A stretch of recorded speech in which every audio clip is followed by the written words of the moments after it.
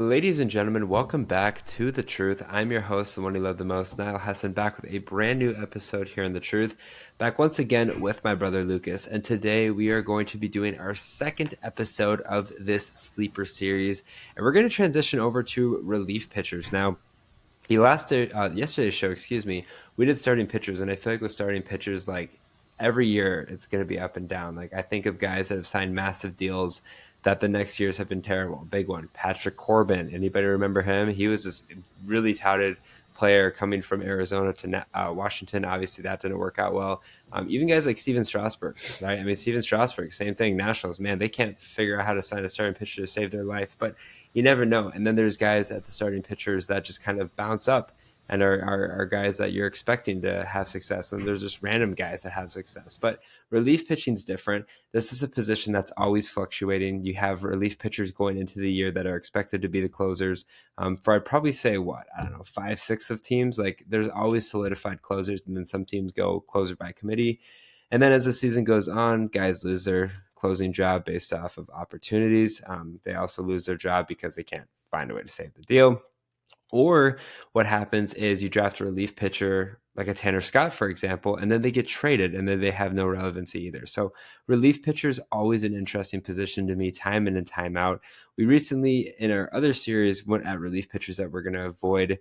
Today, we're going to look at relief pitchers that could be sleepers. Now, I know most relief pitchers in most leagues have closers, but there are also probably some other relievers that you would consider in deeper leagues if you had like a third or fourth relief pitcher spot.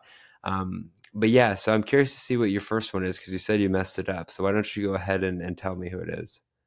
Yeah, first guy for me is Ben Joyce. I kind of forgot that the Angels signed Kenley Jansen, which is why this is a little bit of a problem. But he was kind of, everybody knows Tennessee, like he threw 104 miles an hour. He was the big thing. Had a little bit of injury risk and was injured. But he looked good last year. 31 games, 2-0, 2.0 ERA, 34.2 innings, 33 strikeouts, 1.15 whip. He's only 24 years old. This could be something maybe from like a dynasty league or someone you're really trying to take a chance on, not because of the skills, but just the fact that he's blocked by Kenley Jansen. But with that, I mean, you got to understand that Kenley Jansen he's definitely in his 30s. I'm not sure what his age is, but and in 37. LA, 37. See, okay, so 37-year-old closers, like I don't know how much durability he has, so he could go down for the year. This would be a great steal. I really don't think the Angels are going to be terrible because I mean they signed more guys than the Twins did, but they're kind of just filling a team. But I really like that Ben Joyce, what he has of the stuff, and ADP being low 20s, early 30s in terms of relief pitching. So he's not really getting picked in leagues.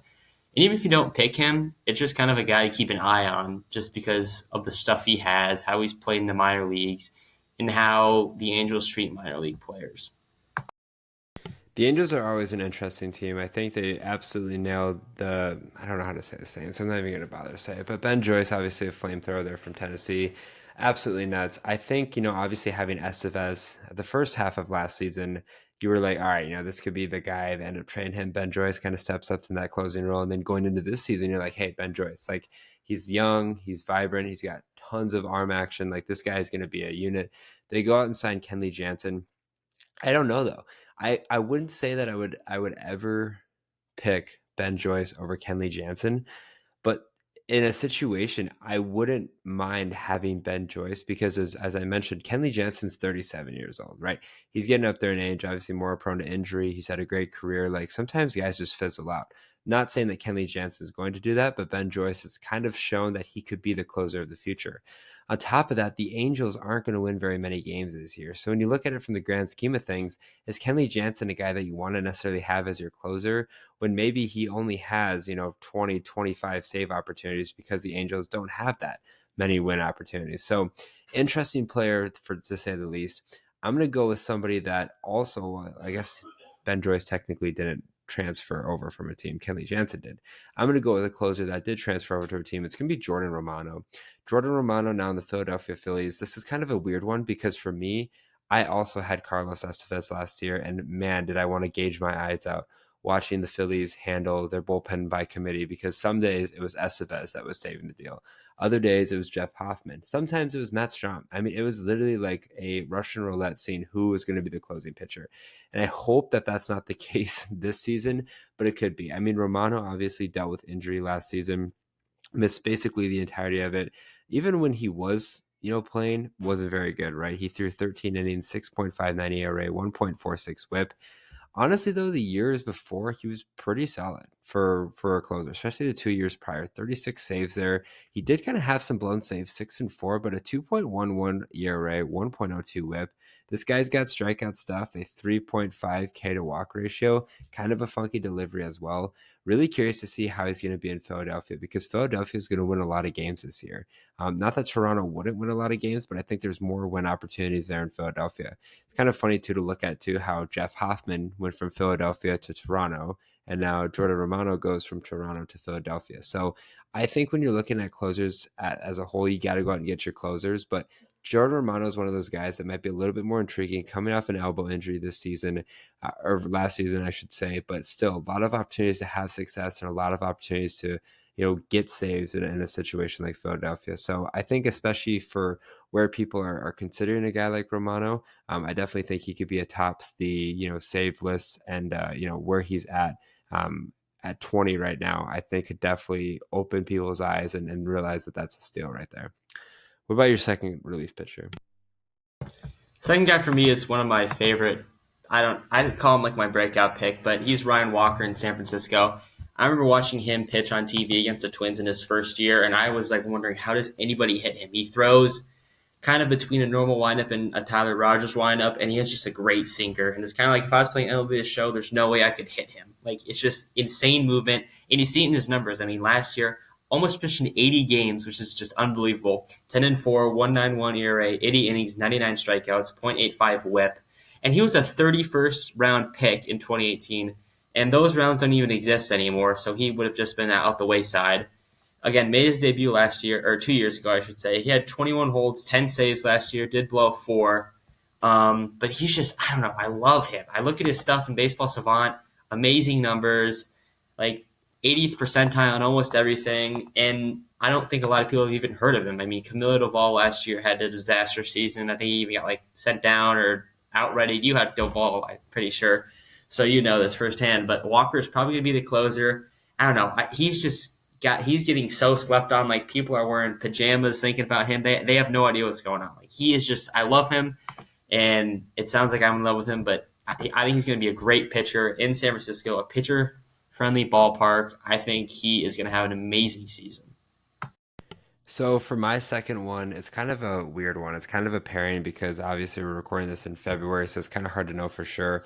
And I also just don't know which direction the Royals are going to head. So I just put the Royals relief pitchers in Lucas Erceg and Carlos Estevez. Like, they had Erceg, they got him in a trade from Oakland. He was the closer by season's end. Obviously, Estevez was with Philadelphia and Los Angeles last season. Then he gets signed by the Royals. And literally, when I was looking at rankings, like, Lucas Erceg is like 20 something, and then Carlos Estevez is right below him. Like, they are like the two closest right there. I think the Royals have signaled that they would probably more so go with Estevez than Erceg, but it could be a situation where Estevez gets some save opportunities and Erceg gets other save opportunities depending on matchups, and things of that nature. I don't think it's necessarily a for sure closing job or a closing deal as some of the other teams that have those prolific closers. But you look at both these guys, right? Erceg, for one, he's 29 years old, kind of a late bloomer to the league. He made his debut in 2023 with Oakland. And then last year with Oakland had 3 saves before getting traded to the Royals, where he had 11. But with the Royals, he had good stuff. I mean, he had a 2.88 ERA, a .84 WHIP, which honestly to me I think is the most important stat for a relief pitcher, and 25 innings there for the Royals. On top of that, 31 Ks to 3 walks. That's really good for a closer. I mean, that's talking about, getting strikeouts, lowering the walks, keeping the whip down. Erceg had good production there. Estevez, again, had good production with the Angels, gets traded over to Philadelphia. A little bit worse there. His ERA jumped up like zero point 0.2 points, whip jumped up like 0.4. He still had some success, but again, K to walk ratio dropped from 6.4 to 2.6. In 34 games for the Angels, he had 5 walks. In 20 for Philadelphia, he had 7. So don't know if it was just kind of a weird fit. It also doesn't help when your coach is kind of calling you some days, other days he's not. So a weird situation there. But I think regardless, the Royals kind of surprised a lot of people last season to show that, hey, they're ready to compete.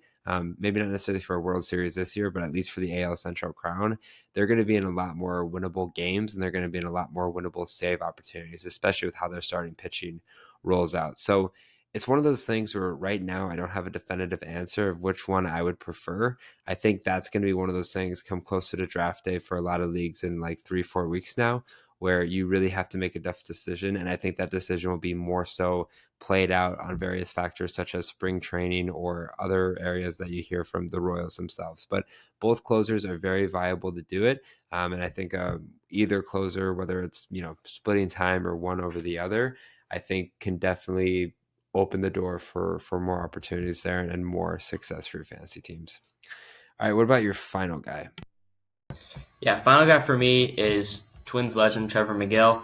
I remember when he was a Twin in the infamous 2022 season, just kind of another one of those relievers who was just thrown out there, caution to the wind. But 48 games last year, 1-3, 2.72 ERA, 46 innings, 50 strikeouts. He really blossomed last year. Twins, of course, just let him go for nothing, which is fair because he had a pretty rough season. But he's going to be the guy for Milwaukee. He had 21 saves last year. Again, not a lot of big strikeout stuff, but he'll get you those saves for a Milwaukee team that I think is going to be pretty good and pretty young. Only thing is he is 31 years old, so that's something to consider. Kind of like Kenley Jansen, but not as extreme. Like he is getting up there in age. Maybe someone will rise up the ranks like Abner Uribe from Milwaukee, someone they love, but he's 6'8", he's 255. I believe he only throws a fastball and knuckle curve. That might have changed, but I don't know. I just love him because he's a Twins legend, 48 games again, so he's not getting a ton in terms of like 30-plus save potential, but it just depends on how the Brewers play. But in terms of ADP, he's looking at 17 to 20 range in terms of relief pitchers, which I think, again, is too low, especially with the uncertainty at the closing pitcher position. Just a guy to look out for, again, maybe at the end of the draft, if you're not prioritizing relief pitchers early on, just a name to look at. For me, I'm going to go with another interesting one for my final one. It's going to be Alexis Diaz of the Cincinnati Reds. I feel like this is one of those guys that everyone sees the word Diaz and they're like, oh, like this is, brother of Edwin Diaz, lights out. I mean, I think for an extent, at least to start last season, he was a good closer, but as the season progressed, it kind of got a little off the hills for him there. But I think he expects a bounce back season here for the Reds as far as their closing position is concerned. Look at a guy like Alexis Diaz, and you're like, all right, he's positioned 16th right now. I think that's a good bang for your buck. What's kind of interesting about the Reds bullpen is they have some guys that could also give save opportunities because they've gotten save opportunities before for various teams. Obviously, Alexis Diaz is one. Taylor Rogers, another guy. Emilio Pagan, even Scott Barlow are all in this bullpen. So they have 4 guys now in that bullpen that could get save opportunities. I still think, at least to start the year, Alexis Diaz is going to be that forefront guy, the guy that is going to get the save opportunities, especially with how well he did start last season. But one of the things that does concern a lot of fantasy owners with Alexis Diaz is the fact that his K to walk ratio isn't very good. It's like 1.8 last year, like 51 Ks at 33 walks. It's not tremendous, especially for a relief pitcher, which obviously inflates the whip, which was 1.3 last year, and the ERA was just one tick under 4. So that's some areas for improvement, but still 28 saves. The year before that, 37 to 3 blown, and then last year 28 to 4. So I think the save numbers are there, which is the biggest thing.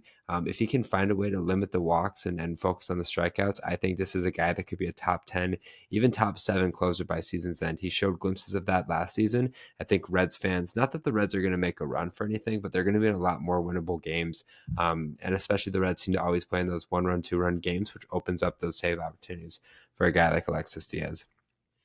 Thank you guys for listening to another episode here on The Truth. If you guys did enjoy it, make sure you follow The Truth on Twitter at The Truth as one to stay up to date with the latest information regarding The Truth, including podcast dates, podcast uploads, and other important information you don't want to miss. Make sure you guys also follow The Truth on Instagram and TikTok at the.tt.truth. Are you looking to find a drink that offers peak hydration, raises your energy levels, speeds up your recovery, and keeps your mind sharp through focus and memory? Look no further than Acid Rainwater. I'm excited to partner with Bloodline Sports AZ and Acid Rainwater, which focuses on peak hydration and productivity while also maintaining the ecosystem-friendly product. Use code HESSON15, that's HESSON15, for 15% off every purchase. As always, I'm your host, the one you love the most, Niall Hesson, joined once again by my brother Lucas. Take care and good night.